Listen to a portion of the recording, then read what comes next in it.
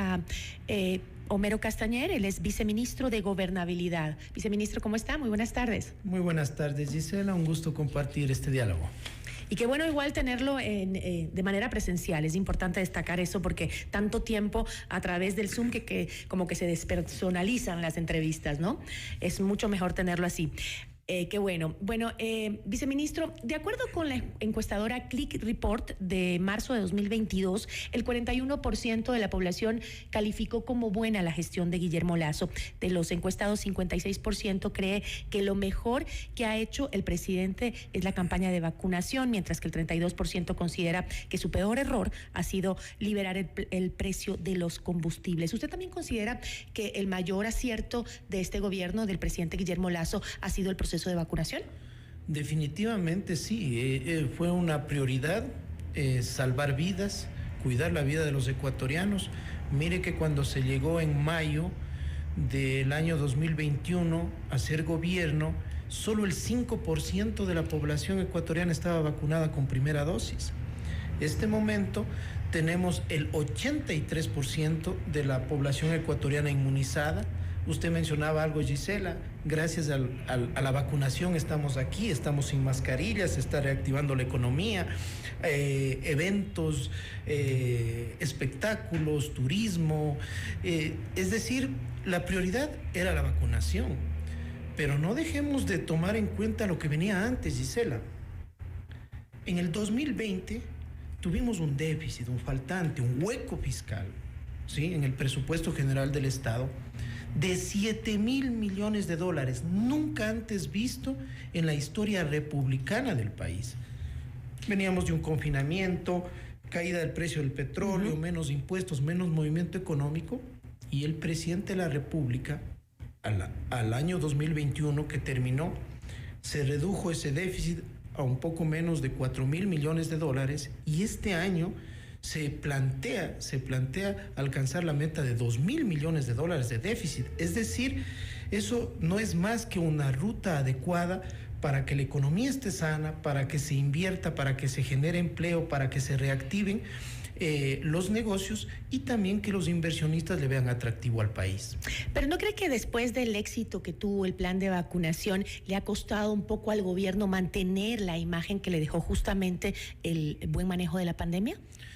Mire, gobernar es un ejercicio de todos los días y no han venido cosas sencillas, han venido cosas complejas, y es un gobierno que escucha, un gobierno que está dispuesto y siempre ha estado dispuesto a abrir las puertas a todos los sectores. Le hablo puntualmente en el Ministerio de Gobierno, al frente con el ministro Francisco Jiménez. No solo hemos estado dialogando con sectores sociales, con bancadas legislativas, movimientos políticos, para encontrar esos consensos que tanto necesita el país. Lamentablemente hay problemas, y esos problemas los gobernantes, el gobierno, los tiene que enfrentar. Por ejemplo, el problema de inseguridad que tanto preocupa a la ciudadanía.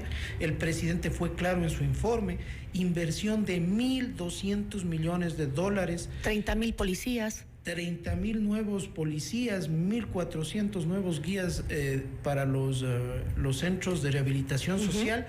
Hay que enfrentarlo y se lo va a hacer. Sí, viceministro, pero sin embargo lo que usted dice, desde que el presidente Guillermo Lasso asumió el poder, también han sucedido 5 masacres en las prisiones del país, con alrededor de 380 fallecidos, reos fallecidos. Además, el gobierno también experimenta una crecida de la ola de violencia en las calles del país impresionante. Es el manejo de la seguridad, según muchos, el desacierto del gobierno. ¿Usted qué dice al respecto? Mire, es un problema y lo reconocemos y hay que asumirlo como tal, pero frente a los problemas los países no apagan la luz, los enfrentan, y en ese sentido va a haber la inversión para fortalecer la Policía Nacional. El presidente de la República acaba de realizar un viaje a Israel para la tecnificación, el fortalecimiento de la inteligencia, pero tenemos que ser claros a lo que nos enfrentamos. La gran mayoría de estos sicariatos, de estas muertes violentas, tienen que ver con el tema del narcotráfico en el país. El sicariato, las personas que vemos lamentablemente que son a veces en videos que nos espeluzna de lo que está sucediendo en el país, son personas relacionadas a estas bandas delictivas, personas que tienen que ver con estos negocios que el país no, el gobierno nacional no está dispuesto en absoluto a permitir que se institucionalice. Y por eso el año pasado se incautaron 235 toneladas de droga. Sí, pero ¿acaso este gobierno no sabía o no tenía idea de lo que tenía que enfrentar cuando en el gobierno de Lenín Moreno ya veíamos esos enfrentamientos entre la guerrilla del narcotráfico, entre las guerras que habían en las cárceles? Sabíamos que había un nivel de violencia que se estaba cocinando ahí dentro de las cárceles en el gobierno de Lenín Moreno. Bueno, y sigue, y no, el presidente de la República, por ejemplo, tomó la decisión en un decreto hace 45 días aproximadamente de dividir el Ministerio de Gobierno. Ministro Francisco Jiménez, Gobernabilidad, Gobierno, Gestión de la Política, y el ministro Patricio Carrillo, Interior, Orden Público, Rehabilitación Social y el tema de la Policía Nacional, justamente atendiendo que la gravedad de este asunto. La gravedad de este asunto porque el Ministerio de Gobierno, al abarcar el tema político con el tema seguridad, realmente era complejo y necesitaba dedicarse solo el tema al interior. Y yo veo que las acciones que está haciendo el ministro Carrillo con el comandante general de la policía, con el director del SNAI, van a dar resultados. Tengamos fe que vamos a tener buenos resultados con esta inversión fuerte que se viene para la Policía Nacional y para combatir la inseguridad en el Ecuador. ¿Y considera usted que en el primer año de gestión de este gobierno el presidente Guillermo Lasso no contaba con un equipo adecuado para enfrentar el nivel de violencia? Mire, cuando estuvimos nosotros arrancando la campaña nos hicieron una presentación justamente de cuáles eran los problemas más graves que les aquejaban a los ecuatorianos. Y el problema más grave en que se enfocaba el ecuatoriano era el tema del desempleo.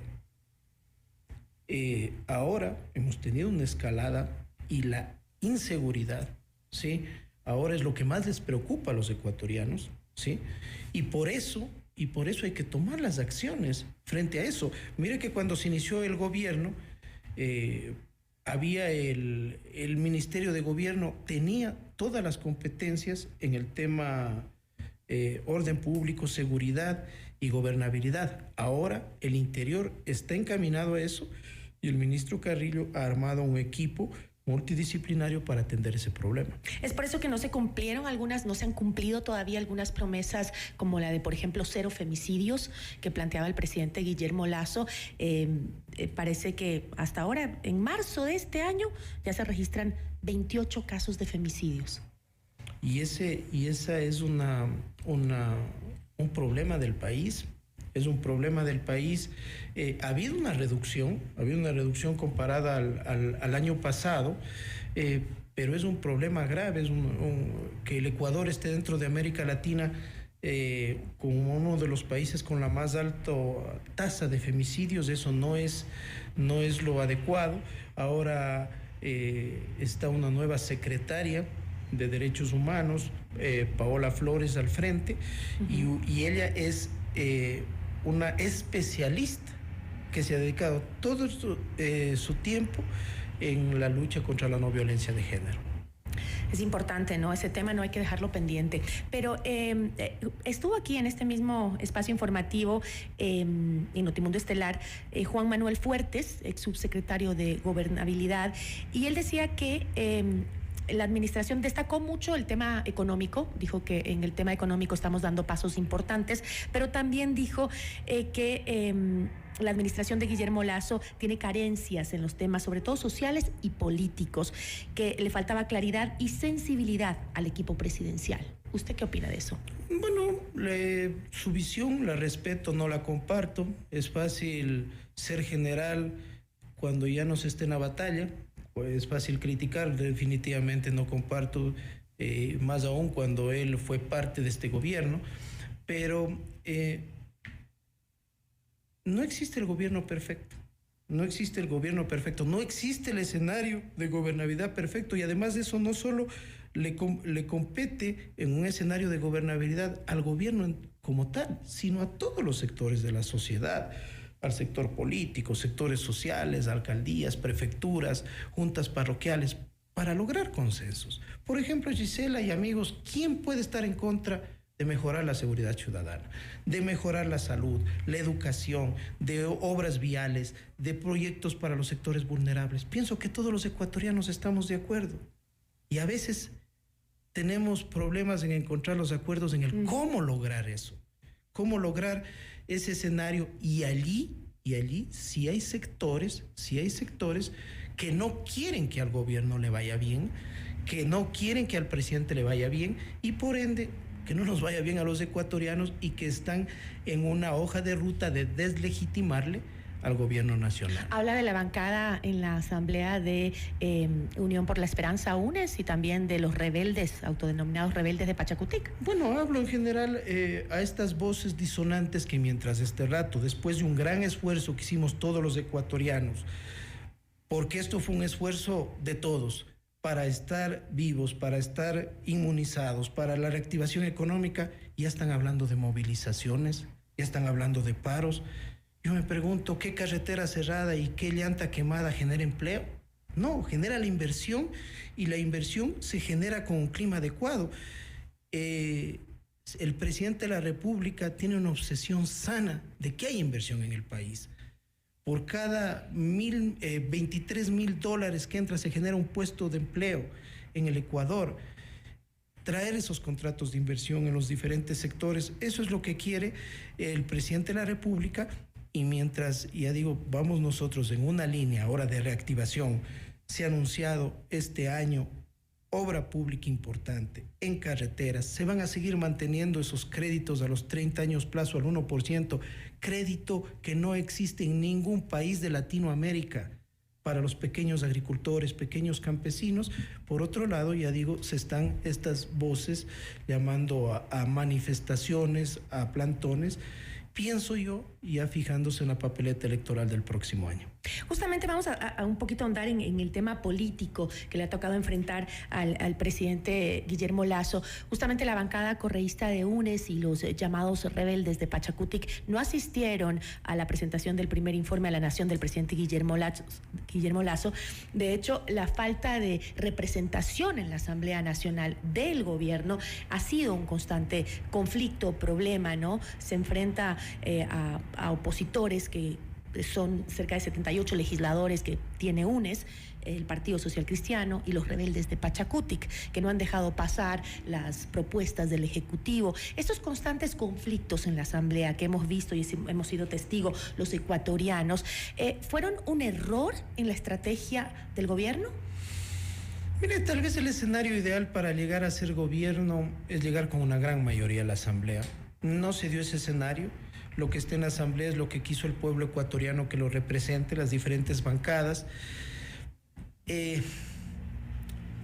Conozco personalmente la dinámica legislativa, fui legislador, el ministro Francisco Jiménez fue legislador, conocemos esa dinámica, pero por ejemplo vemos que incluso algunas bancadas tienen una capacidad incluso de implosión, de autodestruirse, ¿sí?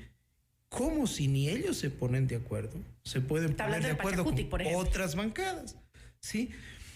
Allí el ministro, por ejemplo, el ministro Jiménez lideró en el despacho del Ministerio de Gobierno una reunión con todas las bancadas y no asistió Pachacutic.